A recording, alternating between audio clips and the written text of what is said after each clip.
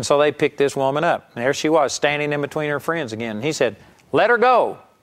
And they said, "We can't let her go." And he yelled at them, "I said let her go." And so they let her go, and boom, here she falls on that tumor again. Lets out another groan. People in the crowd are groaning and mumbling and talking. Well, I caved in the very first time it happened. Here it happened to Smith twice. How did he respond? He said, "Pick her up." So they picked her up. She was standing in front of her, in between her friends again. And he said, "Let her go."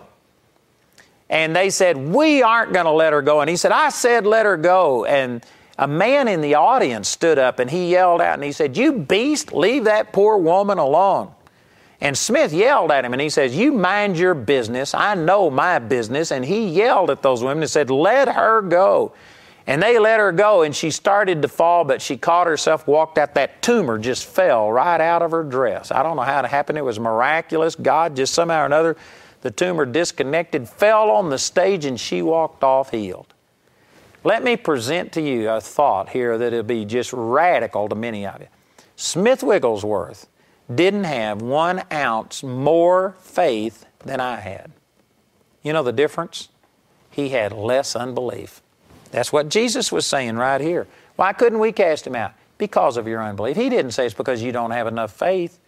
He said, no, if your faith is only the size of a mustard seed, that's enough to see the miracle you desire come to pass.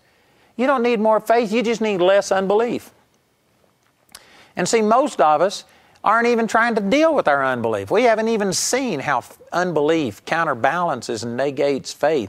We just allow huge amounts of unbelief over here in our life, and what we're trying to do is to build our faith up and to get stronger in faith. The Scripture says that a little leaven will leaven the whole lump. A little bit of unbelief will stop a lot of faith.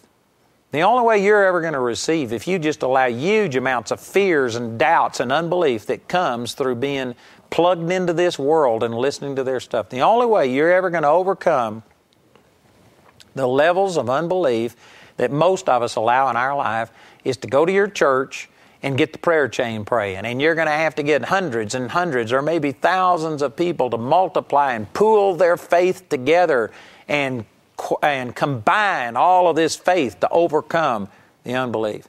Another way of dealing with that is just get rid of the unbelief that's in your life, and a little mustard seed amount of faith is enough to see a mountain cast into the sea without ever touching it by just speaking to it.